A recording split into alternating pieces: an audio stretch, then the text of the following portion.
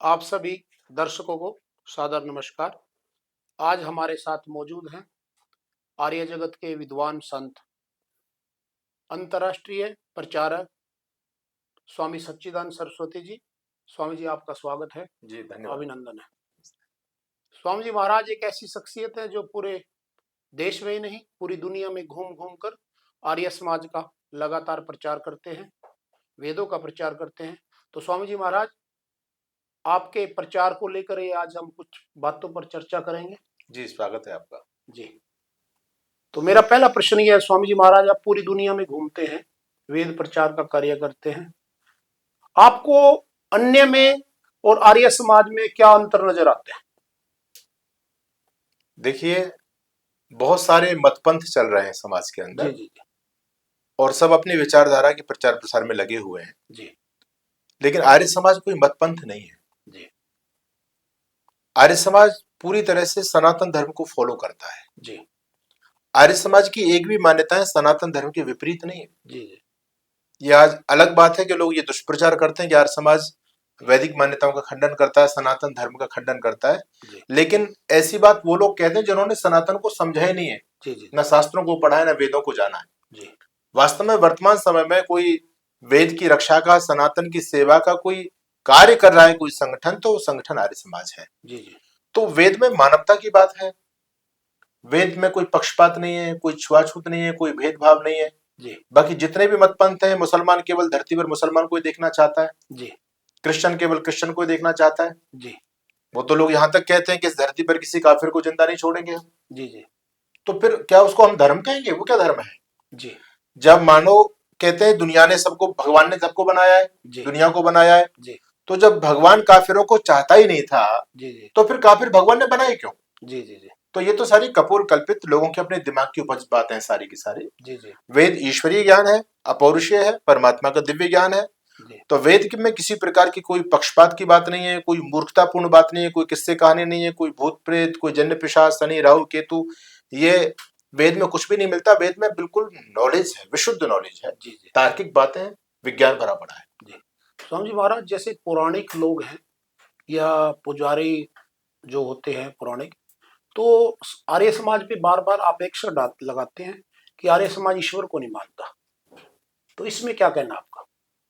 दरअसल उन्होंने केवल मूर्ति को ईश्वर मान लिया है, जी जी वो शास्त्रों को पढ़ते नहीं है, जी वेदों को जानते नहीं है। जी सही अर्थों में कोई ईश्वर को मानता है, जैसा ईश्वर है, जैसा वेद में ईश्वर का स्वरूप बताया गया है, तो वो संगठन केवल आर्य समाज है।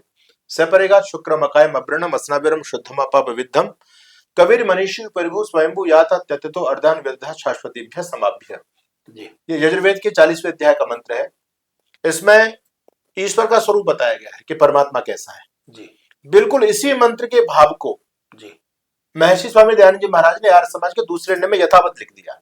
जी जी जी ऋषि ने आर्य भाषा में लिखा, ईश्वर सच्चिदानंद स्वरूप निराकार सर्वशक्तिमान न्यायकारी दयालु अजन्मान अनंत निर्विकार अनादि अनुपम सर्वाधार सर्वेश्वर सर्वव्यापक सर्वांतर्यामी अजर अमर अभय और नित्य पवित्र और सृष्टि करता है, उसी की उपासना करनी योग्य है। ये जो मैंने मंत्र आपके बीच में बोला ईशोपनिषद का मंत्र है, यजुर्वेद का 40वां अध्याय ईशोपनिषद के नाम से विख्यात है। तो उसमें एक बात कही मैं जहां आपका ध्यान आकर्षित करना चाहता हूं, और इस चैनल के माध्यम से पूरे देश में ये प्रसारण होगा। तो ये मंत्र कहता है, सपरियगा शुक्रम अकायम अब्रणम अस्नाविरम शुद्धमापविद्धम। जी जी स यानी परमपिता परमात्मा सर्वतो व्याप्तो अस्ति, परमात्मा सब जगह पहुंचा हुआ, सब जगह व्याप्त है। जी तो परमात्मा की कण-कण की बात आ गई, कण-कण में विद्यमान है। जी जी तो आगे वेद का मंत्र कहता है अकायम, ईश्वर अकाय है, उसका कोई शरीर नहीं है। जी जी अव्रणम अस्नाविरम, अव्रणम का मतलब उसको कोई छेद नहीं है, वो अछेद्य है, जी उसमें कोई घावादी नहीं हो सकता। जी आगे का अस्नाविरम, वो नसनाड़ी उसके अंदर नहीं है। जी तो यहाँ पर बहुत सारे विद्वान प्रश्न पैदा करते हैं, जी यहाँ तक कि शंकराचार्य भी इस बात को मानते हैं जी जी कि जब अकायम कह ही दिया ईश्वर को, जी तो जी अव्रणम और अस्नाविरम की आवश्यकता है क्या? जी जिसका भाई शरीर होगा तभी तो नसनाड़ी होंगी, शरीर होगा तभी तो घाव होगा, छेद होगा। जी जी जिसका शरीर नहीं है जी तो ये तो बेकार की बात है। जी तो वहां विद्वान इस बात को कह रहे हैं जी कि यहाँ पर परमात्मा के तीनों शरीरों का प्रतिषेध है। जी और ऋषि दयानंद जी महाराज ने भी यही बात लिखी, और शंकराचार्य खुद इस बात को, ईशोपनिषद का व्याख्या तो शंकराचार्य ने भी किया है। जी जी वो भी इस बात को कहते हैं कि परमात्मा स्थूल शरीर, सूक्ष्म शरीर और कारण शरीर, तीनों शरीरों से रहित है। जी जी जी तो हमारे शास्त्रों में कहीं भी मूर्ति पूजा का उल्लेख नहीं मिलता। ईश्वर सर्वत्र व्यापक है, सर्वशक्तिमान है, न्यायकारी है। जी ये तो कुछ लोगों ने अपनी दुकानें खोली हुई हैं। जी आर्य समाज के प्रचार से उनकी दुकानें बंद होती हैं, ठप होती हैं, तो आर्य समाज को ब्लेम करते हैं कि आर्य समाज ईश्वर को नहीं मानता। अरे आर्य समाज ईश्वर को मानता है, जी जैसा वेद में ईश्वर का प्रतिपादन है वैसा आर्य समाज मानता है। बाकी तुमने तो केवल पत्थर का टुकड़ा, किसी ने काठ का बना लिया, किसी ने लोहे का बना लिया, किसी ने पीतल का बना लिया, किसी ने चांदी का बना लिया, जैसा जिसके मन में आए वैसा लोगों ने भगवान बना दिया। जी जी। तो इस बड़ा तरह से बनाना चाहे बड़ा बना लो, छोटा लड्डू गोपाल लेकर के लोग घूम रहे हैं। ये तो ईश्वर को मानना है, ये तो ईश्वर का निरादर हो रहा है। जी जी। तो आर्य समाज ही वास्तव में सही अर्थों में ईश्वर को मानता है। तो आपका कहना यह है कि जो ईश्वर की जो ये उपासना की विधि अपना रहे हैं वो जी। गलत है। असली स्वरूप ईश्वर की, यदि हम अपने दर्शकों को जो हमें सुन रहे हैं उनको बताना चाहे कि ईश्वर की उपासना किस रूप में करनी चाहिए, स्वामी बात अगर हम संक्षिप्त में आपसे बात करें इस बारे देखिए, आज जितना छलावा, जितना प्रपंच और जितना असत्य ईश्वर को लेकर के बोला जा रहा है, उतना समाज में किसी को लेकर के नहीं बोला जा रहा है। जी ईश्वर जैसा है वैसा हम उसकी पूजा करेंगे तो हमारी पूजा सार्थक और सफल होगी। जी जी और यदि ईश्वर जैसा है ही नहीं भाई, जी तो वैसा मानते रहो, आपके मानने से क्या होता है। तर्क की युक्ति पर, प्रमाणों के माध्यम से शास्त्र जिस बात को कह रहा है, जो बात लॉजिकल है, साइंटिफिक है, उसी बात को तो मानेंगे हम। ठीक बात। तो उसके अनुसार पूजा करेंगे। जो हमारे ऋषि महर्षि दयानंद, गौतम, कपिल, कणाद, ऋषिवर पतंजलि और अपने भगवान श्री राम, भगवान श्री कृष्ण, भगवान शिव, वो भी ईश्वर की पूजा करते थे। आज लोग इनकी पूजा कर रहे हैं, तो उनसे ये पूछा जाए कि भगवान राम किसकी पूजा करते थे, भगवान कृष्ण किसकी पूजा करते थे। शिव भी जाप करते हैं, ओम नमः शिवाय। जी तो वो सबका एक चेतन तत्व, निराकार शक्ति, वो ओंकार है, सब उसी की पूजा करते हैं। संध्या करते थे भगवान श्री राम, संध्या करते थे योगेश्वर श्री कृष्ण। तो वो जिसकी पूजा करते थे उसकी पूजा करनी चाहिए, इस पाखंड में नहीं फंसना चाहिए आदमी को। जी जी। आज स्वामी सच्चिदानंद जी पे आरोप लगाया जाता है कि स्वामी जी हिंदू मुसलमान की बातें करते हैं। जी जी। इसके बारे में आपका क्या कहना है स्वामी जी? क्योंकि ये लोगों की भ्रांति है। जी वस्तुतः मैं मानवता की बात करता हूँ। जी। जिसको वो लोग मुसलमान कहते हैं, जिस कुछ नाम लोग से तर्क भी देते हैं जी कि वेद में लिखे मनुर्भव है, पहले मनुष्य बनो। तो परमेश्वर ने तो बनाने में ना हिंदू में ना मुसलमान में कोई भेद किया है, तो फिर अंतर कहाँ रह जाता है? हाँ, बहुत अच्छा प्रश्न है आपका। जी और इस प्रश्न को सबको समझना चाहिए। देखो, परमात्मा ने हमको मनुष्य बनने का उपदेश किया, मनुष्य हमको बनना है। जी जी परमात्मा ने तो सबको बराबर मनुष्य का शरीर दिया है। जी मुसलमान का भी वही ब्लड लाल है, हमारा भी वही है, क्रिश्चियन का भी वही है। जी जहां मुसलमान की आंखें वहां हमारी भी आंखें हैं, जी कोई पक्षपात नहीं है। जी जी लेकिन वेद कहता है मनुर्भवो, तुम मनुर्भव, तुमको इंसानियत अपने जीवन में पैदा करनी। जी जी तो मैं इसलिए बोलता हूं, वेद इंसानियत की बात करता है, वहां इंसानियत का गला घोटा जा रहा है। एक ऐसी विचारधारा, जी इस्लाम एक ऐसी विचारधारा है जहां पर कोई न्याय नहीं है, जी जहां कोई इंसानियत वाली बात नहीं है, जी जहां तो केवल एक वर्ग विशेष कोई धरती पर जिंदा रहने का उपदेश है। जो इस्लाम को नहीं मानता, जो मोहम्मद को अपने जीवन में नहीं धारण करता, वो काफिर है, उसके गला काटो, रे दो उसके गला को। जी इसको हम धर्म कहेंगे? तो जो आज मानवता के नाम पर समाज में जो अभिशाप लोग हैं, जो मानवता का गला घोट रहे हैं, तो समाज को उनसे जागृत करना क्या ये मुसलमानों का खंडन है? हमारा उनसे कोई वो नहीं है। मुसलमान ने मेरा कोई व्यक्तिगत अहित नहीं किया है, ठीक बात। लेकिन राष्ट्र समाज को उस विचारधारा से कितनी बड़ी हानि हो रही है, जी जी कितनी बहन बेटियों की लाजें लूटी जा रही हैं। जी जी बलात्कार, हिंसा और व्यभिचार, यही इस्लाम के 3 आधार है। जी जी तो उससे समाज को जागृत करना ये मेरा धर्म है, क्योंकि मैं सन्यासी हूँ। जी मैं हिंदू समाज का दिया हुआ संसाधनों का उपयोग करता हूँ, हिंदू समाज की दी हुई 2 रोटी खाता हूँ। तो हिंदू समाज को जगाना और उसकी रक्षा करना ये मेरा दायित्व है। अब इस पर कोई मेरे पर आरोप लगाए कि हम हिंदू मुसलमान की बात करते हैं, तो ये उनका भ्रम है। तो आपका कहना है कि जिस भी मत पंथ में जो बुराई होगी, जी जो विशुद्धता होगी, उसके खिलाफ आप खुलकर ऐसे ही बोलते रहेंगे बिल्कुल बोलना चाहिए। ताकि लोगों को उसकी सच्चाई का पता लगे। जी जी जी। तो आप उनसे भी अपील करो जो उस धर्म के, उस मत पंथ के गुरु हैं, कि उसमें शुद्धियां करें। यदि कहीं विशुद्धि है तो उनमें शुद्धियां करना भी तो उनकी जिम्मेवारी होनी चाहिए। बिल्कुल, इसमें भी इस्लाम में बहुत सारे ऐसे प्रबुद्ध लोग हुए, जी जैसे अनवर शेख जैसे लोग, जी जिनको हम प्रणाम करते हैं। जी उन्होंने इस्लाम की कमियों को गिनाया। जी अनवर शेख ने बहुत कुछ लिखा और उनको बहुत समझाने का प्रयास किया, जी जी लेकिन इनकी बुद्धि बिल्कुल ठप है, इनकी बुद्धि पर ताला लगा, ये समझना ही नहीं चाहते। जी आज की सदी में जो केवल तलवार के बल पर इस्लाम को बढ़ाना चाहते हैं, अरे भाई तुम अपना नॉलेज समाज में प्रचारित करो। जी किसी को अच्छा लगती है तुम्हारी बात तो तुम्हारे से आकृष्ट होगा वो। जी अब डरा करके कैसे लोगों को मुसलमान बना लेंगे? जी तो कुछ ऐसे भी प्रबुद्ध लोग हुए जिन्होंने इनकी कमियां बहुत लिखी हैं, जी जैसे मौलाना फाजिल, जो बहुत बड़े मौलवी थे। जी और जब उन्होंने इनको सब देखा और जब सनातन धर्म को जाना जी तो वो सनातनी बने मौलाना फाजिल। तो उनका नाम पड़ा पंडित देव प्रकाश, जी जी और वो बहुत बड़े दिग्गज विद्वान हुए। जी जी उन्होंने एक तरफ हिंदू समाज की बुराइयों को भी लोगों को बताया, जी हिंदुओं को जागृत करने के लिए उन्होंने एक पुस्तक लिखी मंदिरों की लूट, जी कि विदेशी विधर्मियों ने किस किस प्रकार से हमको लूटा है, कितनी बार लूटा है, कितना हमारा वैभव लोग लूट करके लेके गए। जी जी तो उन्होंने केवल हिंदुओं को सतर्क नहीं किया, उन्होंने मुसलमानों के बारे में लिखा कुरान परिचय। जी वो मोटी मोटी 4 पुस्तकें हैं, जी पंडित देव प्रकाश जो मौलाना फाजिल थे। तो इनमें भी जो विवेकशील लोग हैं ना, उन्होंने इनको छोड़ा है। चिंतन किया है। हाँ, चिंतन किया, वो इस्लाम को छोड़ के चले गए, जी जी जी क्योंकि विचारधारा मानवता के लिए बहुत घातक है और इसमें कोई भी लॉजिक नहीं है, कोई दम नहीं है, ये बेकार की विचारधारा जी जी है। जी जो आजकल हिंदू के नाम पे भी कुछ लोग है ना, पाखंड को मैं देखता हूँ, आप भी देखते हैं समाज के अंदर जी काफी बुराई आई है। जैसे कोई किसी मत को मानता है, पंथ को मानता है, लेकिन एक सरल भाषा में यदि हम बात करें तो हम ये कह सकते हैं उनकी नहीं मानते, मानते सब उनको है, लेकिन उनकी नहीं मानते जो उनकी शिक्षा है। जैसे कि समाज में नशे का कुरीति है, कोई समाज अपने आप को बहुत बड़ा वो मानते हैं कि हमारा समाज बहुत आगे है, हमारा धर्म बहुत आगे, हमारा मत पंथ बहुत आगे है, लेकिन मैं देखता हूँ उनका खान पान नशे में, शराबों में, अन्य अन्य मादक जो पदार्थ है उनसे लिप्त है। तो इस बारे में आपका क्या कहना देखो, हिंदू तो बिल्कुल कंफ्यूज हो गया है आज। है? जी इन धर्मगुरुओं ने हिंदू समाज को बांट दिया। जी जो हमारे हिंदू यानी आर्य धर्म का जो मूल था वेद, जी उससे तो हम सभी दूर हो गए। जी जी अब तो पहले तब भी लोग मंदिर में जाकर के ईश्वर को पूजते थे, जी जी अब तो इन गुरुडमवादी लोगों ने, इन गुरु लोगों ने जी अपने आप को ईश्वर घोषित कर दिया है, जी और फिर अपना आदेश दे रहे हैं, हमारा आदेश है, हम ईश्वर हैं, दुनिया को बनाने वाले हैं। बहुत सारे ईश्वर तो जेलों में दंड पेल रहे हैं, आप सभी जानते हैं जी अच्छी जी तरह जी से, जी है ना? जी तो वो अपने हिसाब से लोगों ने दुकानें खोली हैं, लोगों को भ्रमित कर रहे हैं। जी हिंदुओं ने अपनी बुद्धि का लैंप बुझा दिया है। जी इस हिंदू को समझाना बहुत कठिन है, बहकाना बहुत सरल है। जी जी इसलिए हमारे जितने भी धर्म गुरु हैं, इन्होंने इसकी कमी को जान लिया और हिंदू को बहका रहे हैं। आज के समय में जो व्यक्ति जितना ज्यादा हिंदू को बेवकूफ बना सकता है, उनका इतना बड़ा धर्मगुरु बन जाता है। जी जी जी उसके पीछे करोड़ों की भीड़ खड़ी हो जाती है, जी जी लोग उसके चरण धोकर के पी जाते हैं। जी तो ये हिंदू जाति का दुर्भाग्य है।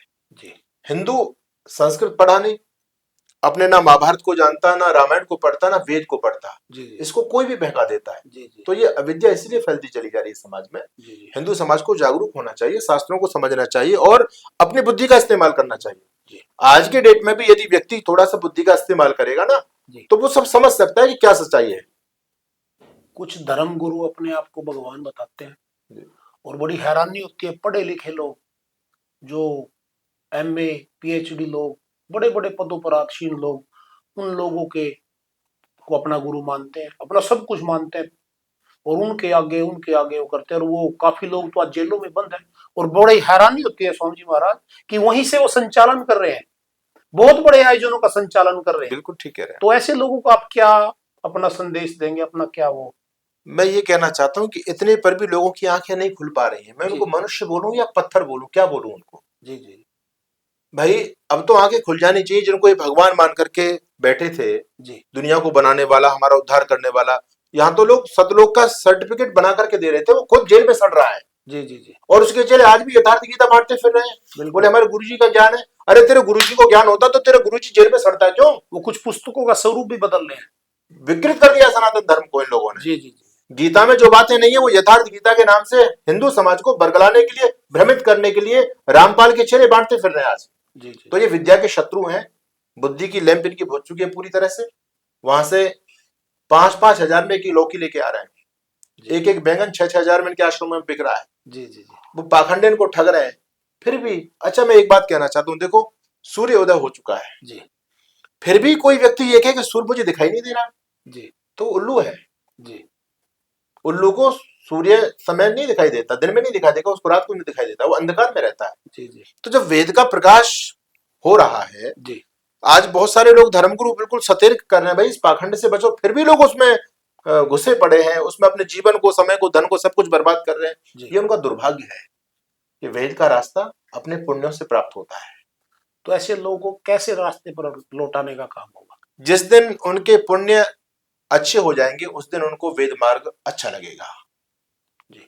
ये मैं अपनी बात नहीं कर रहा, ये शास्त्रीय बात है। स्वामी जी महाराज, आप आर्य समाज का वेद का प्रचार करते हैं। जी। आर्य समाज के संस्थापक स्वामी दयानंद जी ने जो लौटो वेदों की ओर, चलो वेदों की ओर का नारा जी। दिया, आप भी उसी पे काम कर रहे हैं। स्वामी जी ने एक पुस्तक लिखी, ग्रंथ लिखा, सत्यार्थ प्रकाश, और उसमें सभी मत पंथों लोगों को लेकर अपने विचार व्यक्त किए। परमेश्वर को लेकर, उनके गुणों को लेकर बड़ी विस्तार से व्याख्या की। तो लोगों तक पिछले लंबे समय तक पहुंचा रहे हैं। क्या कारण है कि जो ये बुराइयां है फिर भी हम, क्या आर्य समाज उन चीजों को लोगों तक बड़े पैमाने पर पहुंचा नहीं पा रहा है, या कहाँ कमी रह जाती है? देखिए, इसमें पहली बात तो यह है कि फसल उगाने के लिए हमको बहुत पुरुषार्थ करना पड़ता है। जी जी घास का बाड़ा खेत में अपने आप पैदा होता है, जी उसको पैदा करने की आवश्यकता नहीं है। जी जी और वो इतनी बड़ी तादाद में स्वतः पैदा होता है कि यदि आपने जो बीज बोया है, अगर आपने उसकी लड़ाई गुड़ाई नहीं की, कबाड़े को नहीं हटाया, तो बीज मर जाएगा और ये खत बर्बादी खुद फसल के रूप में खड़ी हो जाएगी। जी जी तो बुराइयां समाज में स्वतः फैलती हैं। जी अविद्या पाखंड समाज में फैलेगा, जी क्योंकि सनातन धर्म एक बुद्धि का विषय है। लोग बुद्धि का इस्तेमाल करते नहीं, इसलिए पाखंड फैल रहा है। जी इस अवस्था में हम लोगों को इसलिए परेशान नहीं होना चाहिए कि भाई ये लोग बढ़ रहे हैं तो बढ़ेंगे। देखो, हमेशा याद रखो, सोनार की दुकान पर भीड़ आपको हमेशा कम मिलेगी, जी कचौड़ी पकौड़ी वाले की दुकान पर बहुत भीड़ मिलेगी। जी जी तो ये वेद का रास्ता है, ये स्वर्ण तत्व है। जी जी लोग जो उसकी पारखी हीरे के, वही वहां तक पहुंचेंगे। जी जी जी बाकी तो लोग अपने जीवन वहीं बर्बाद कर रहे हैं। जी जी तो पहली बात तो ये तो हमेशा से रहा है और रहेगा। जी जी हमको फिर भी अपना पुरुषार्थ पूरी ईमानदारी के साथ में करना चाहिए। जी जी और रही बात यह कि आज गुरुनामवाद बहुत चरम सीमा पर छा रहा है, जी तो आर्य समाज को भी मैं ये कहना चाहता हूं कि जिस प्रकार से हमारे पूर्वजों ने जो कार्य किया है, जी आज कहीं ना कहीं हमारे पुरुषार्थ में कमी आई है। इस बात को हम एक्सेप्ट करते हैं। जी किसी शायर ने बहुत अच्छी पंक्तियां लिखी थी, बड़े शौक से सुन रहा था जमाना, हम ही सो गए दास्ता कहते कहते। क्या बात है! तो उस समय एक वो दौर था जब हमारे पूर्वज लोग कार्य करते थे तो पूरे गांव के गांव जुड़ते थे, लोग अपनी जागीरें भेंट करते थे आर्य समाज के कार्य को देख करके। जी जी जी तो आज कहीं ना कहीं वो भी न्यूनता आई है, और उसका कारण एक ये भी है कि हमारे आर्य समाज में भी कुछ ऐसे घुसपैठिए घुस गए जी जो आर्य समाजी नहीं थे। उन्होंने आर्य समाज की बहुत बड़ी क्षति की है। सिद्धांत से वाकिफ नहीं थे। सिद्धांत से वाकिफ नहीं, जिनका उद्देश्य था, क्योंकि दुनिया में सबसे ज्यादा प्रॉपर्टी किसी संगठन के पास है तो आर्य समाज के पास है, और आज भी है। तो ये भी स्वामी जी लोगों ने दान दिए, अरे दान से दिए, प्रेरित होके दिए। प्रेरित हो गए, लोगों के चरित्र को उन्होंने देखा। जी जी लोगों ने अपने घर दान कर दिए, कोठियां दान कर दी, बिल्कुल बिल्कुल। और अपनी रियासतें लोगों ने दान कर दिया। देखो स्वामी सरदानंद जी ने जी अपने बिल्कुल, सब कुछ दान करके कैसे गुरुकुल की स्थापना की। हाँ। देखो, आज के समय में भी दान लेना बड़ा कठिन है, जी जी लेकिन उस जमाने में लोगों ने जब दान दिया होगा तो लोगों ने उनके चरित्र को देखा था, उनके कार्यों को देखा था, जी जी उनकी भावना को देखा जी था। जी तो लेकिन आज वो प्रॉपर्टी तो लोगों ने दे दी। जी आज कुछ लोग उसी प्रॉपर्टी को कब्जाने के लिए ऊपर से आर्य समाज का आवरण ओढ़ करके भेड़िए घुस गए इसमें।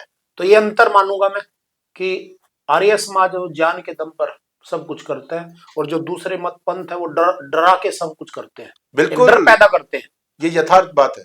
जी इस हिंदू को जो जितना डरा लेता है, ऐसा नहीं करोगे तो ऐसा हो जाएगा, जी जी इसको जो जितना बहका लेगा वो फलीभूत होगा। जी जी ये विडंबना आज की नहीं है, जी। ये विडंबना बहुत पहले समय से। यदि हम जातियों के भेद की बात करें तो ऋषि दयानंद ने तो बहुत बड़ा, स्वामी सदानंद जी ने आर्य समाज में बहुत बड़ा काम किया, बहुत महापुरुषों ने काम किया, आर्य समाज के संतों ने काम किया जाति भेद मिटाने को। लेकिन बड़े विकृति आ चुके हैं समाज में। आज भी बहुत बड़े पैमाने पर जाति का पूरे देश के अंदर देखिए, बहुत बड़ा भेदभाव है। आपकी बात बिल्कुल यथार्थ है। जी आज योगी जी नारा दे रहे हैं, जी बटेंगे तो कटेंगे। जी ये योगी जी की आज बात समझ में आई, जी अच्छी बात है जी और यथार्थ बात है। जी लेकिन महर्षि दयानंद जी के दिमाग में आज से 170 साल पहले बात आ गई थी। जी जी वो एक ऐसे महापुरुष थे जिन्होंने धरती पर सबसे पहले जातिवाद का खंडन किया था। जी जी जी पूरे इतिहास आप खंगाल लीजिए, जी स्वामी दयानंद सरस्वती से पहले कोई ऐसा महापुरुष नहीं था जिसने जातिवाद पर कुठाराघात किया हो, जी जी इतने इतने बड़े स्तर पे, इतने बड़े स्तर पर। जी और आर्य समाजी जो लोग होते थे वो अंतर जातीय विवाह करते थे इस जातिवाद को तोड़ने के लिए। जी जी जी लोगों ने उनको हुक्के पानी बंद किए, समाज से बहिष्कृत किया। जी उन्होंने वो समाज के सारे उनके उपेक्षाओं को उन्होंने सहा, जी। लेकिन उन्होंने फिर भी ऋषि के मिशन को आगे बढ़ाया। उनका तो मुख्य ऋषि नारा था। दयानंद सरस्वती कहते थे कि हम सभी एक ईश्वर की संतान है और सभी महान है। बिल्कुल। हमें कोई अगड़ा पिछड़ा नहीं होता, कोई दलित और सवर्ण नहीं है। व्यक्ति अपने कर्मों से मान बनते हैं। 4 वर्ण व्यवस्था है, 4 वर्ण है, वो वैदिक है, वो पहले भी थे और आज भी है। बिना वर्ण व्यवस्था के समाज चल ही नहीं सकता, वो तो एक्सेप्ट करनी पड़ेगी।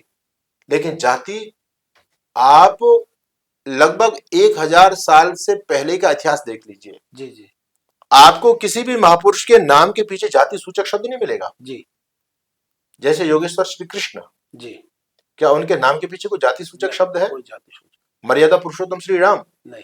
क्या कोई जाति सूचक शब्द है? बिल्कुल। युधिष्ठिर, वो क्षत्रिय लोग थे, राजा थे, जी लेकिन उनके पीछे भी कोई जाति सूचक शब्द नहीं। अर्जुन, जी भीम, नकुल, सहदेव, ऐसा हम बोलते हैं। आप सीरियल देखिए, कहां कोई जातिवाद है? कुछ है ही नहीं। ये तो हमको बांटने के लिए, हमको काटने के लिए, खत्म करने के लिए हमको आपस में दड़ों में बांटा गया। ये हरिजन है, ये चमार है, ये यादव है, ये जाट है, ये ठाकुर है, ये गुर्जर है। हमारी ताकत को बांटा गया और फिर हमको आपस में लड़ाया गया, भेदभाव डाला गया।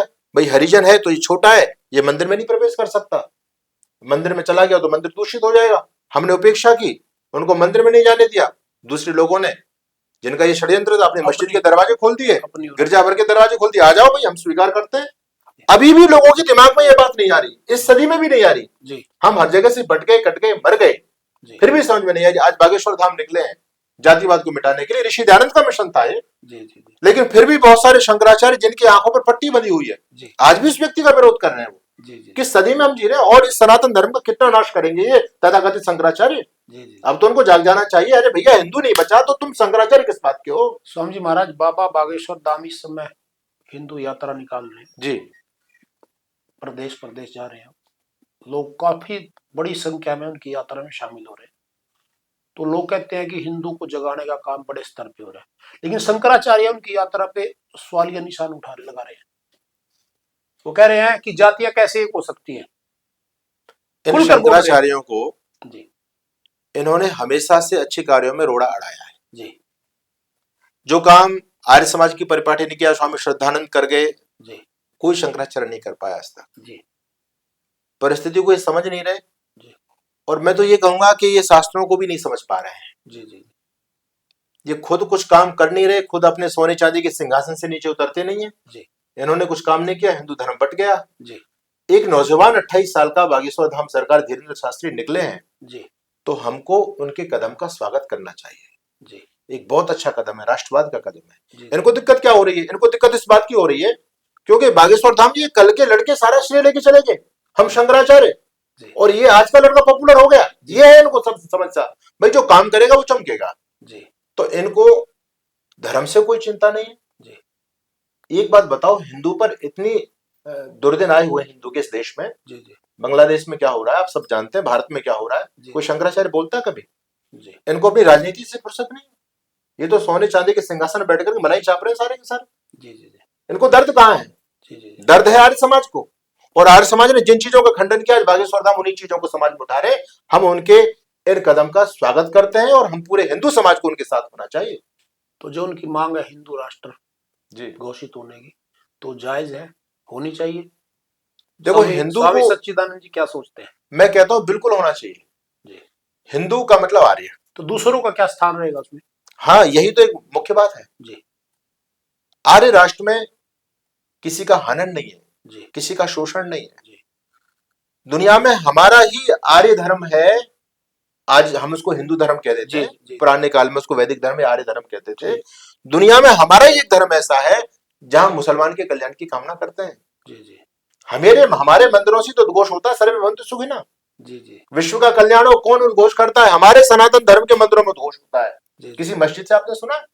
किसी गिरजाघर से सुना? जी जी जी है ही नहीं। कहते हैं वो अपनी स्वयं की करते हैं, लेकिन जो वेद है वो सबकी बातें सबकी बात करता है। सनातन तो यदि हिंदू राष्ट्र बनेगा जी तो भाई निरंकुशता पर पाबंदी लगेगी जी और मानवता की रक्षा होगी। जी जी हिंदू तो एक जीवन पद्धति है जहां सबका सम्मान है, कोई पक्षपात नहीं है। हम सभी, वेद कहता है यत्र विश्वम भवत्यग्निडम सर्वे भवन्तु सुखिनः, सारा संसार ही हमारा परिवार है। जी तो हम तो आज भी उनको अपना मान करके चल रहे हैं, वही तो हमको काफिर कहते हैं, हम तो आज भी उनको भाई बोलते हैं। तो यह हिंदू दिक्कत क्या है? राष्ट्र दिक्कत क्या है? यदि हिंदू राष्ट्र घोषित हो, एक बात माने, जी, तो सबका सम्मान होगा, सबका सम्मान होगा। किसी के साथ कोई वो नहीं रहेगा। हाँ, हिंदू को कास्ट नहीं है, हिंदू एक विचारधारा है, जी हिंदू एक जीवन पद्धति है जी जी जिसमें सबका कल्याण निहित है। जी एक हिंदू धर्म ऐसा है जो जिसके किसी पैर के नीचे आके चींटी भी दब जाए, मर जाए, तो उसको पश्चाताप होता है, अरे चींटी मर गई। जी जी लोग तो भैंसा बकरा काट काट के खा रहे हैं, जी जी है ना। जी। तो जब हमारी आर्य विचारधारा फैलेगी तो पूरी समष्टि का कल्याण इसमें निहित है, इसलिए हिंदू राष्ट्र होना चाहिए। स्वामी जी, एक बड़ा ज्वलंत मुद्दा है, बड़ा गंभीर विषय है। जी, देखो, देश के अंदर हिंदू समाज गाय माता की बड़ी जयकारे के नारे लगाता है, ये आप भी मानोगे। और बहुत सारी गौशालाएं देश के अंदर है, और सरकार भी अपनी ओर से जो अनुदान होता है सरकार का, अलग अलग स्टेट के हिसाब से वो दे भी रही है उनको अनुदान। लेकिन बड़ी विडंबना है, जो गाय पहले दूध से के साथ, मतलब जो परिवार हष्ट पुष्ट होते थे, दूध घी दही खाते थे उससे, आज गाय सड़कों पर है बड़ी संख्या में। जी। मैंने, आप भी देखते हो पूरे देश की स्थिति है, तो इसके बारे में क्या कहेंगे आप?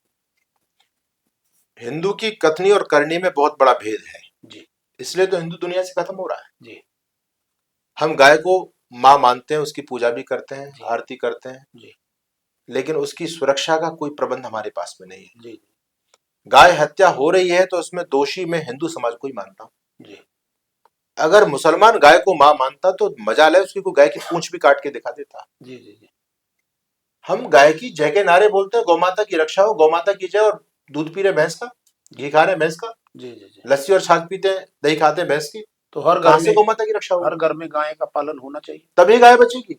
जी गौशालाएं, हम भी गौशालाएं चलाते हैं, जी जी आप भी चलाते हैं, जी और आर्य समाज ने सबसे पहले, भारत की सबसे पहली गौशाला तो आर्य समाज ने स्थापित की। जी गौशाला तो एक तात्कालिक विकल्प है। जी जी गाय की रक्षा तभी होगी जब गाय को व्यक्ति पालेगा। जी जी और आज यदि हिंदू समाज ने इस पर ध्यान नहीं दिया जी। तो गाय की वो हालत हो चुकी है देश में कि गाय खत्म हो जाएगी और हमारी जो देशी भारतीय नस्ल है वो खत्म हो जाएगी। इस समय आपको लाखों लोग, करोड़ों लोग सुनते हैं प्रतिदिन, जी। तो लोगों को आप क्या संदेश देंगे, किस रूप में बताएंगे कि ऐसे गाय की रक्षा हो सकती है, ऐसे गाय की पालना करने से परिवारों को लाभ हो सकता है, किसान को खेती में लाभ हो सकता है? बिल्कुल, मैं ये कहना चाहता हूं कि जब तक हमारा देश जी गाय, गायत्री जी और गंगा, जी इनको मां मानता था, जी आज गंगा भी प्रदूषित हो चुकी है। जी गायत्री का जाप न करने से लोगों की बुद्धि मलिन हो चुकी है, जी और गाय की हालत आप देख रहे हैं। गाय का दूध न पीने से, गाय की निरादर करने से आज हिंदू समाज किस पायदान पर जा चुका है। जी जी तो जब तक इन तीनों माओं की पूजा हमारे देश में होती रही, जी। हमारे यहाँ गाय को पशु नहीं कहते हैं, माता का गंगा को नदी नहीं कहते, पशु नहीं नदी, धेनु नहीं गंगा। जी गंगा नदी नहीं है, गाय पशु नहीं, ये माँ है, जी ये हमको जीवन देती है, जीवनदायी शक्ति है ये। जी तो आज हमने इनका निरादर किया तो निश्चित रूप से आज देखो हम कहाँ पर आ चुके हैं। जी हमारी आयु का रेशो घट रहा है दिन प्रतिदिन। जी जी गाय तो एक बहुत उपकारी है। जी तो हिंदू समाज से मैं ये निवेदन करना चाहता हूँ कि अगर आने वाले समय में आप अपने बच्चों को स्वस्थ बनाना चाहते हैं, निरोग बनाना चाहते हैं, जी तो आप गाय की तरफ लौटिए, सनातन धर्म की तरफ लौटिए। गाय के अंदर जो विशेषता है और जो विशेषता गाय के दूध में है जी वो दुनिया में किसी भी दूध में नहीं है। जी जी और मैं आपको एक रोचक बात बता रहा हूँ जी कि गाय के दूध को दूध नहीं बताया गया है, गाय के दूध को अमृत कहा गया है। जी और एक विदेशी राइटर थे, जी एक हमारे भारत का व्यक्ति, जी जब हमारा देश गुलाम था तो एक अंग्रेज की कोठी पर गया। जी जी तो अंग्रेज जो अधिकारी था उसकी मैम साहब उसके अहाते में आंगन में गाय खड़ी हुई थी और एक किसान उसका दूध निकाल रहा था। जी जी तो उस व्यक्ति ने कहा कि मैम साहब आप गाय पालती हैं? उसका नहीं, हम गाय नहीं पालते। जी बोले फिर आपके यहाँ ये गाय कैसे खड़ी है? जी बोले हम गाय नहीं पालते, हम गाय का दूध पीते हैं, जी और ये गाय हमारी नहीं है, जी ये गाय इस किसान की है, भारतीय की गाय है। जी लेकिन हमारा नियम ये है कि इस गाय का दूध ये हमारे सामने निकाल करके हमको देगा तो हम इसका सेवन, तो उसका सेवन करेंगे, कुछ शुद्ध चीज हमको चाहिए। ठीक। वो देशी गाय थी। उस व्यक्ति ने कहा कि आप इस दूध को क्या रेट लेती हैं? जी उसने कहा कि हम इस दूध को 8 आना रुपया जो लीटर लेते जो हैं। भी भाव, उस जमाने का जो भाव था। ठीक। उसने कहा "गाढ़ा ना, अरे भैंस का तो चारा ना मिल रहा है, जी और भैंस का दूध गाढ़ा होता है, जी जी भैंस के दूध में चाय बहुत अच्छी बनती है, मलाई बहुत अच्छी पड़ती है, जी और स्वादिष्ट भी होता है, जी तो इससे तो सस्ता भैंस का दूध है, उसको आप पियो, जी इतना महंगा गाय का दूध क्यों पी रही हो"। जी उसने गजब की बात कही। वो कहती है दिलबाग जी कि अगर हमने भैंस का दूध पिया होता तो तुम पर हुकूमत नहीं कर रहे होता है, जी संस्कार देने वाली गाय है, जी गाय के दूध पीने से बच्चों की बुद्धि बढ़ती है। जी जी और उसका मैं एग्जांपल आपके बीच में ये दे रहा हूं कि आप 10 भैंसों में उसके कटड़े को छोड़ो, जी जी वो सीधा अपनी माँ के पास नहीं पहुंच सकता, पहली भैंस के नीचे लगेगा, वहां लात खाएगा, दूसरे के नीचे जाएगा, वहां लात मिलेगी, तीसरे के नीचे जाएगा। लेकिन गाय का बच्चा हाँ, अब 50 गायों में 100 गायों में गाय के बछड़े को छोड़ दो, वो सीधा अपने माँ के पास पहुंचेगा, उसमें पहचानने की शक्ति है, उसकी बुद्धि तेज है। बुद्धि तेज है। जी अच्छा, एक बहुत विशेष बात मैं आपको बता रहा हूँ, जी गाय का बछड़ा अपनी माँ को पहचानता है, जी भैंस का बच्चा नहीं पहचानता। जी जी तो जो गाय के दूध पियेंगे ना, वो बच्चे भी बुढ़ापे में अपने माँ बाप को पहचानेंगे, वो माँ बाप को वृद्धाश्रम में नहीं भेजेंगे, वो जानेंगे कि ये माँ बाप है हमारे, इन्होंने इसका हमको पालन पोषण करने में कितना उन्होंने कष्ट सहा है। जी जी स्वामी जी, आपने बड़ा अच्छा विषय बताया, माता पिता वाला। एक बड़ी विडंबना है, देश क्या पूरी दुनिया के अंदर ये चैलेंज बना हुआ है कि कोई भी माता पिता है अपने बच्चों की परवरिश बड़े अच्छे तरीके से करते हैं, लेकिन काफी संख्या में जब उनका माँ बाप का बुढ़ापा आता है, वही संतान उसका रख रखाव ध्यान नहीं रखती जिससे उनको जरूरत है। तो कितना बड़ा एक पाप का कार्य हो रहा है। तो ऐसे लोगों को आप क्या कहना चाहेंगे स्वामी सच्चिदानंद मैं ये कहना चाहता हूँ कि आज जो माता पिता की बेकदरी हो रही है देश में, जी? वृद्धाश्रम खुल रहे हैं, जी इनमें वही माँ बाप पहुंच रहे हैं कि जिन्होंने अपने बच्चों को बड़ा बनाना चाहा, जी केवल बड़ा बनाना चाहा, बेटे तुमको बहुत बड़ा बनना है, बहुत बड़ा बनना है, जी जी जिन्होंने कभी बच्चे को बढ़िया बनाने का प्रयास नहीं किया, जी जी जो केवल डॉक्टर बनाते रहे, इंजीनियर बनाते रहे, जिन्होंने मानवता से काट दिया, जड़ों से काट दिया, जिन्होंने बच्चे को कभी संस्कार नहीं सिखाए, कभी सत्संग में नहीं लेकर के आए, तो उनको उसका वो मिल रहा है। उसका परिणाम भोग रहे हैं लोग, जी, और भोगेंगे। जो समय था उनको संवारने का, हाँ, उस स्तर पे संवार नहीं, संस्कार नहीं दे पाए। नहीं दे पाए, उसका दुष्परिणाम है। आज भी इस भारत की मिट्टी में वो संस्कार हैं। आज भी बहुत सारे लोग अपने माता पिता की खूब सेवा करते हैं, जी उन्होंने संस्कार दिए तो वो बच्चे भगवान मान के पूछते हैं उनको। जी जी और जिन्होंने नहीं दिए, जिन्होंने केवल धन का महत्व बताया, केवल धन धन धन, जी तो वो ये समझते हैं इस बूढ़े पर धन खर्च करने से फायदा क्या है, इसको हटाओ। जी जी जैसे लखपत सिंघानिया को उसके बेटे ने हटा दिया, जी ऐसा होगा समाज में। जी जी तो स्वामी जी महाराज, जी आप पूरी दुनिया में घूमते हो और आर्य समाज के भी हम देखते हैं सभी की कार्यक्रम अलग अलग तरह के होते हैं। ये महापुरुषों को लेकर, ये राष्ट्र को लेकर, ये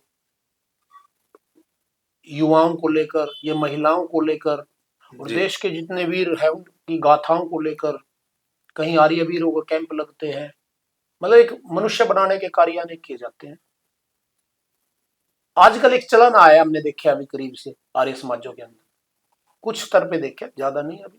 जैसे पहले तो जैसे पौराणिक लोग ही करते थे, श्री राम कथाएं, श्री कृष्ण कथाएं, हनुमंत कथाएं, जबकि आर्य समाज तो महापुरुषों का लगातार। तो आर्य समाज को क्या जरूरत पड़ी कि ऐसे स्पेशल ऐसा कुछ करना पड़ा? और देखा है अनेकों बार, आप भी देखते होंगे, आप स्वीकार करोगे शायद अगर आपने देखा है जी तो वहां पर आर्य समाज जो एक सैद्धांतिक संस्था है, कहीं सिद्धांत देखने को मिलता नहीं है।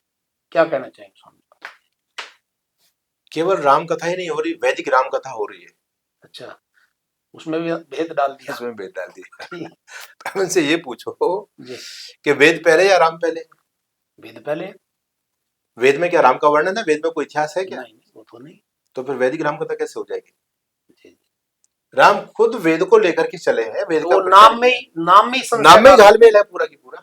जी ठीक है, ठीक। आप जो है ना शुद्ध राम कथा कीजिए, जी वैदिक राम कथा क्यों कर रहे हो आप?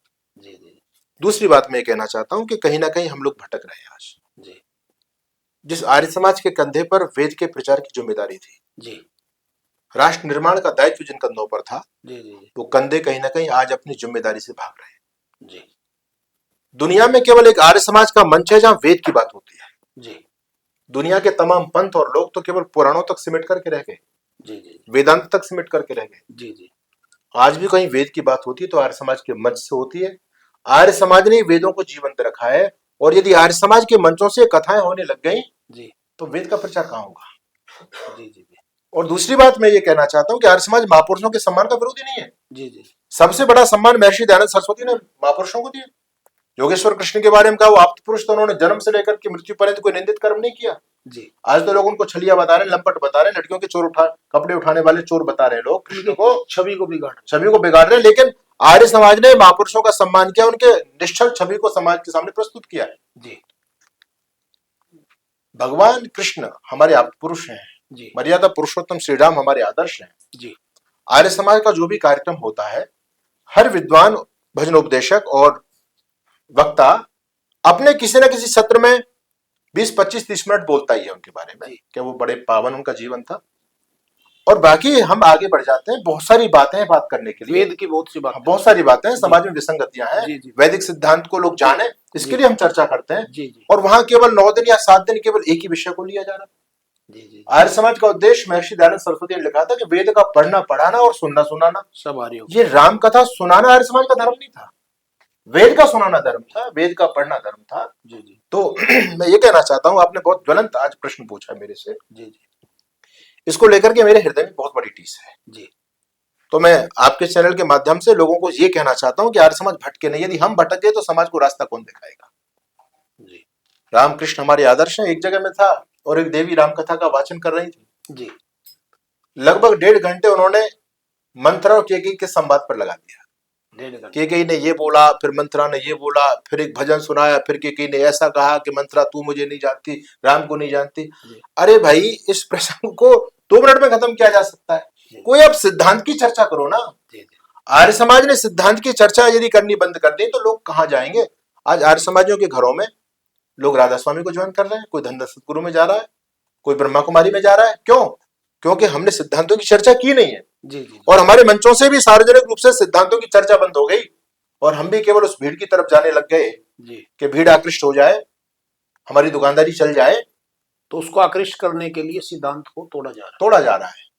तो मैं तो अपने जो भी लोग हैं जो इस तरफ बह रहे हैं, और बहुत तेजी से लोग, अब तो बहुत कथावाचक आ चुके हैं जी। हमारा कार्य कथा करना नहीं है, हम महापुरुषों का सम्मान करते हैं। और इतना बड़ा सम्मान है कि हमने तो भगवान कृष्ण के सम्मान में अपनी गर्दनें कटाई हैं। जी बिल्कुल। मंदिरों पर जब घंटे घड़ियाल बजने पर प्रतिबंध हुआ तो हमने तो आंदोलन किया है। आपके घरौना से कितने 8 लोगों ने बलिदान हुआ है जी। इस घरौना की धरती से 16 लोगों का बलिदान हुआ है जी। तो ये हमसे ज्यादा अपने महापुरुषों का सम्मान और कौन करेगा। जी जी। लेकिन हमारा मिशन दूसरा है। कृष्ण जिसका प्रचार करते थे, राम जिसका प्रचार करते थे, हम उसका प्रचार कर रहे हैं। जी जी है ना भाई। राम कथा तो और भी लोग कर रहे हैं, कृष्ण कथा वो करे और इससे अच्छा कर रहे हैं वो। जी। जहाँ रोने की बात आती है वहां ढल ढल आंसू टपकाते हैं। जी जी। नाचते भी हैं और पता नहीं क्या क्या वो भंगिमाएं लेकर के करते हैं। जी जी। वो लोग कर रहे हैं, वो करते रहेंगे। जी जी।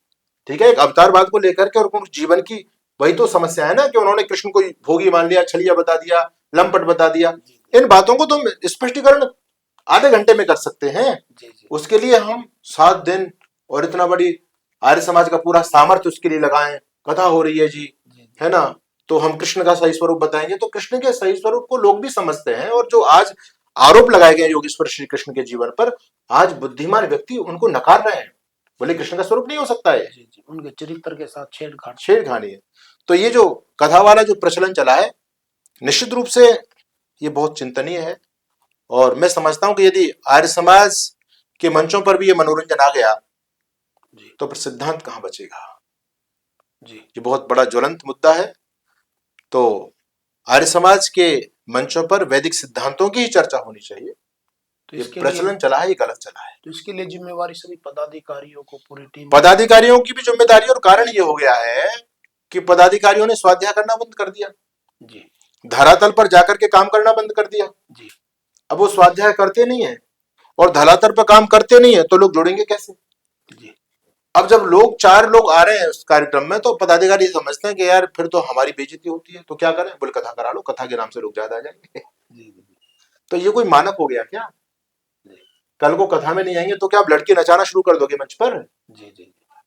तो मैं तो उन पदाधिकारियों को भी दोष देता हूं, मानता हूं उनका भी दोष है कि उन्होंने ऋषि दयानंद को पढ़ा नहीं है, उन्होंने ऋषि दयानंद को समझा नहीं है जी। आर्य समाज के पदाधिकारी बन गए तो क्या हो गया जी जी। वो अपना स्वाध्याय करें, चिंतन करें। तो निश्चित रूप से आज मैं जो विरोध कर रहा हूं लोग मेरे खिलाफ होते हैं कि जी आपको क्या मतलब, लेकिन मैं ऋषि दयानंद का मिशनरी प्रचारक हूँ। जी आर्य समाज मेरी माँ है, जी और आर्य समाज में कोई अवैधानिक गतिविधि चलेगी जी तो उस पर बोलना सच्चिदानंद का धर्म है, जी जी चाहे लोग बुरा माने चाहे भला माने। कहीं सिद्धांत से छेड़छाड़ होगी हाँ तो तो हम आपकी बोलेंगे, राय खुलकर सामने आएगी। बिल्कुल बिल्कुल। कभी ना रुके थे ना रुकेंगे। हाँ तो स्वामी जी महाराज, जी जैसे आपने हर विषय पे खुल के प्रकाश डाला है, तो आशा करते हैं आप भविष्य में भी इसी तरह से प्रकाश डालते रहेंगे। तो कभी ऐसा भी हुआ है कि स्वामी सच्चिदानंद जी जब किसी विषय पे खुलकर बोलते हैं तो आपके खुलकर बोलने से काफी लोग परेशान भी होते हैं? जाहिर सी बात है, बिल्कुल। समाज है, समाज में सब तरह के लोग रहते हैं। तो कभी कोई परेशानी महसूस की स्वामी जी ने, भाई वो परेशान कर रहे हैं, ऐसा कभी सत्य को कभी परेशान करने की किसी ने देखिए कोशिश? सत्य को बहुत परेशानियों का सामना करना पड़ता है। जी सत्य बोलना इतना सरल होता तो हर व्यक्ति सत्य बोल देता। जी जी सत्य पर बड़ा पहरा होता है, जी जी सत्य बोलने वाले का गला घोटा जाता है। जी जी ऋषि दयानंद का क्या अपराध था कि उस महापुरुष को 42-43 बार लोगों ने मारने का षड्यंत्र किया, जी जी 16 बार उसको जहर दिया। सत्यता के साथ आगे बढ़ रहे थे। हाँ, तो सत्य बोलना बड़ा कठिन है और सत्य सुनना भी बहुत कठिन है। जी जी जी लोगों को चापलूसी पसंद होती है, जी सच्चाई पसंद नहीं है। जी जी आर्य समाज का कारण क्या है, क्यों नहीं लोग आते? क्योंकि आर्य समाज सत्य बात करता है। दूसरे लोग चापलूसी, बोले जी सारे पंथ अच्छी बात करते हैं, सारे धर्म एक तरफ ही ले जाने की बात कर रहे हैं, ये भी मान लो, ये भी अच्छा है, ये भी अच्छा। लोग चापलूसी कर रहे हैं, आप जैसा करें अच्छा है, अच्छा है। आर्य समाज आलोचनात्मक व्याख्या करता है किसी तथ्य की, बोले सही नहीं गलत है। तो कहीं ना कहीं अज्ञानता से भी करते हैं लोग ऐसा। जी जी स्वामी जी जब ज्ञान के साथ यदि आगे बढ़े तो व्यक्ति, मैं देखता हूँ, आप भी देखते हैं, वो व्यक्ति तो उसी रास्ते पे जाता है। देखो दो कारण है उसके। जी, प्रथम कारण अज्ञानता और दूसरी अपना स्वार्थ। स्वार्थ के कारण। अगर व्यक्ति अज्ञानता में एक सारा काम कर रहा है तो जब उसको ज्ञान मिलेगा तो छोड़ देगा। लोगों के जीवन की जीवन बदले हैं, जी है ना। ज्ञान का प्रकाश हुआ, अज्ञान दूर हुआ, तो वो वैदिक पथ पर आ गए। जी लेकिन जो व्यक्ति स्वार्थी है, जी जिसका धंधा चल रहा है इससे, जी वो व्यक्ति जानबूझ करके भी इसको स्वीकार नहीं, अंतरात्मा स्वीकार कर रही है कि मैं गलत हूं, लेकिन उसका धंधा चौपट हो रहा है। जी जी ऋषि दयानंद जी महाराज ने एक बहुत अच्छी बात कही सत्या प्रकाश के अंदर, जी मनुष्य की आत्मा सत्यासत्य को जानने वाला है, जी तथापि अपने प्रयोजन की सिद्धि के लिए हठ दुराग्रह अविद्यादि दोषों से सत्य को छोड़ असत्य में झुक जाता है। जी जी जी मेरे बड़े बड़े धर्मगुरुओं से बातचीत होती है, जी वो कहते हैं जी आप सत्य बोलते हैं, आप बिल्कुल यथार्थ बोलते हैं, बात आपकी सही है। जी जी तो मैं कहता हूं आप भी बोलो। जी बोले महाराज आपकी तरह बोलेंगे तो हम भी आपकी तरह घूमेंगे। जी जी जी ये इतने बड़े बड़े मठ मंदिर, जी इतना बड़ा तामझाम, उस परंपरा से हटने को तैयार नहीं है। तैयार नहीं है। जी उन्होंने इसी जीवन को मान लिया, बस ऐश आराम करो आराम से, जी है ना, ये जीवन है, आनंद लो, खुल करके जियो। अक्सर देखने को मिला है, आप जैसे विद्वान जब मंच से बोलते हैं, भीड़ सुनती है। यदि भीड़ में चर्चा की जाए, किससे पूछा जाए, भाई लोग ये जरूर तारीफ करते हैं कि नहीं ये सत्य बोल रहे हैं, ऐसा है। लेकिन क्या होता है, उस दिन तक तो वो सत्य है, अगले दिन जो प्रक्रिया उनकी चली आ रही है, जैसा जीवन व्यतीत कर रहे हैं, फिर ऐसे चल रहे हैं। देखो आत्मा तो स्वीकार करेगी जी कि सत्य है, जी जी लेकिन हम आत्मा की अंतर आवाज को मारते हैं, दबाते हैं। जी जी जी जब भी कोई व्यक्ति गलत काम करने के लिए प्रवृत्त होता है तो उसकी अंतरात्मा उसको रोकती है। जी लेकिन क्या व्यक्ति रुक रहे हैं?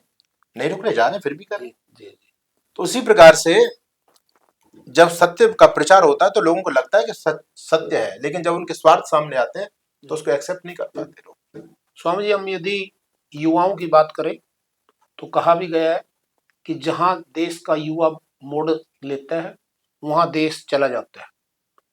तो आपको करोड़ों युवा सुनते हैं, प्रतिदिन सुनते हैं, आपको सर्च करते हैं, तो युवाओं को क्या संदेश देना चाहेंगे आप? क्योंकि आज का युवा जो नशे के की ओर जा रहा है, जो भ्रमित हो रहा है, अच्छा काफी देखने को आते हैं, देखने को मिलता है, डिप्रेशन का शिकार हो रहे हैं, तो क्या संदेश देना चाहेंगे इसमें? मैं यही कहना चाहता हूँ कि युवाओं को जानबूझ करके पतित किया जा रहा है, भ्रमित किया जा रहा है, उनका चरित्र हनन किया जा रहा है। एक बहुत बड़ा षड्यंत्र है हमारे सनातन को खत्म करने का। जी तो इस स्थिति में हमको बहुत जागरूक होकर के चलना है। जी नशा जानबूझ करके फैलाया जा रहा है, परिवार की परिवार तबाह हो चुके हैं आज नशा के आदि होकर के। जी और चरित्रहीनता मोबाइलों के द्वारा, सीरियलों के द्वारा परोसी जा रही है समाज के अंदर, जी और युवा को भ्रमित कर दिया। युवा को ये नहीं पता कि करना क्या जी है ना, लक्ष्य नहीं है। लक्ष्यविहीन हो गया है। जी जी तो ये दायित्व धर्मगुरुओं का था, लेकिन उन्होंने पल्ला झाड़ दिया है। जी तो मैं ये कहना चाहता हूँ कि युवा सत्य को स्वीकार करें। जी दुनिया में एक ऐसा संगठन आर्य समाज है जो सच्चाई का रास्ता बताता है, जहाँ युवाओं का भविष्य भी सुरक्षित है जी और इस वैदिक पथ पर चल करके कल्याण ही कल्याण है, जी हर समस्या का समाधान है। जी तो जब युवा वर्ग इसको स्वीकार करेगा तो वो नशा से भी बचेगा, जी बुराइयों से बचेगा, व्यभिचार से बचेगा, उल्टे सीधे कार्यों से बचेगा, चोरी से बचेगा, जारी से बचेगा। जी जी तो एक वेद का पथ ही ऐसा पथ है जी जिसमें पूरी तरह से कल्याण है। इस जन्म में भी व्यक्ति आनंद से जी सकता है और अगले जन्म में भी मुक्ति में जा सकता है, वो जी जी नर से नारायण बन सकता है। जी जी तो मैं आह्वान करता हूं देश के युवाओं से जी कि आप एक बार अपने जीवन में जी इस पुस्तक को जरूर पढ़ लेना। जी अगर आप अपने जीवन में कुछ बड़ा करना चाह रहे हैं, जी आप कभी हताश निराश हो जाते हैं, जी आप कभी धर्म को लेकर के कंफ्यूज हो जाते हैं, जी तो एक केवल ये अकेला ही ग्रंथ पर्याप्त है सनातन धर्म को समझने के लिए। जी जी हम सनातनियों के पास में अपने धर्म को तार्किक दृष्टि से, वैज्ञानिक दृष्टि से समझने के लिए कोई ग्रंथ है आज के परिप्रेक्ष्य में, तो वो केवल सत्यार्थ प्रकाश है। जी जी तो इसको जिस युवा ने पढ़ लिया, जी वो युवा कुछ सामान्य नहीं रहा, वो मानव से महामानव बन गया। जी जी उसका खुद का मार्ग प्रशस्त नहीं हुआ, उसने दुनिया का मार्ग प्रशस्त किया है। जी जी एक बालक रामकृष्ण, एक सामान्य से बच्चे, जब ये ग्रंथ पढ़ा तो आज बाबा रामदेव बन के पूरी दुनिया में आयुर्वेद, स्वदेशी और योग का डंका बजा रहे हैं। जी जी तो कितने लोगों की जीवन की धारा पलटी, सरदार भगत सिंह, लाला लाजपत राय, जी ये पूरी क्रांतिकारियों की पूरी श्रृंखला है। ये वो ग्रंथ है जो आपके जीवन की तस्वीर को बदल सकता है। तो मैं यही कहना चाहता हूँ कि युवा मोबाइल में समय बर्बाद कर रहा है आज, उससे अच्छा है कि आप डेली एक पेज पढ़ने का संकल्प ले लीजिए, इस ग्रंथ को पढ़ लीजिए, जी जी देखो फिर सारे व्यसन अपने आप छूट जाएंगे। जी जी तो मेरा यही संदेश है युवाओं के लिए। तो प्रारंभ में यदि हम बात करें तो सत्यार्थ प्रकाश के द्वारा जो वेदों का सार है इसमें दिया हुआ है संक्षिप्त में, उसको पढ़कर उसको लाभ लिया जा सकता है। बिल्कुल। तो ये थे हमारे साथ आर्य समाज के प्रसिद्ध विद्वान संत और अंतर्राष्ट्रीय प्रचारक स्वामी सच्चिदानंद जी महाराज। आपने हर विषय पे बड़े खुलकर अपने विचार रखे और स्वामी जी ने बताया कि युवाओं का मार्गदर्शन कैसे होना चाहिए, राष्ट्र के प्रति क्या कर्तव्य होना चाहिए और जो मत पंथ को लेकर जो चल रहा है उसको क्या अपनी राय भी खुल कर दी। और इसके अलावा जो आज देश में के सामने अनेक ज्वलंत मुद्दे हैं सभी पर स्वामी जी ने अपनी खुलकर राय दी। स्वामी जी हम आशा करते हैं आप इसी तरह से देश के युवाओं का और पूरे जो आपको सुनते हैं जो देखते हैं मार्गदर्शन करते रहेंगे और अपनी राय खुलकर सत्यता के साथ इसी तरह से देते रहेंगे। तो आपका बहुत बहुत धन्यवाद। आपका भी भाई दिलबाग जी का मैं बहुत हृदय से धन्यवाद करता हूँ। आप बहुत अच्छे आर्य समाज के बड़े सशक्त प्रहरी हैं और इस पूरे क्षेत्र में आर्य समाज की ज्योति को जलाए हुए हैं। पूरा ऐसा कोई क्षेत्र में गांव नहीं है जो आपको नहीं जानता हो। आपके अंदर एक टीस है, जी तो उसको लेकर के आप वैदिक धर्म को बचाने के लिए कार्य कर रहे हैं। तो आपका भी मैं धन्यवाद करता हूँ। मुझे बहुत अच्छा लगा आपके पास आकर के, और आज का ये साक्षात्कार छोटा सा हमने यहाँ लिया है। आपने मेरे से कुछ प्रश्न किए हैं और निश्चित रूप से ये रिकॉर्डिंग लोगों तक जाएगी तो लोगों के जीवन में परिवर्तनकारी सिद्ध होगी, ऐसा मैं उम्मीद रखता हूँ। आप सभी का भी बहुत बहुत धन्यवाद। सबको सादर प्रणाम। नमस्कार।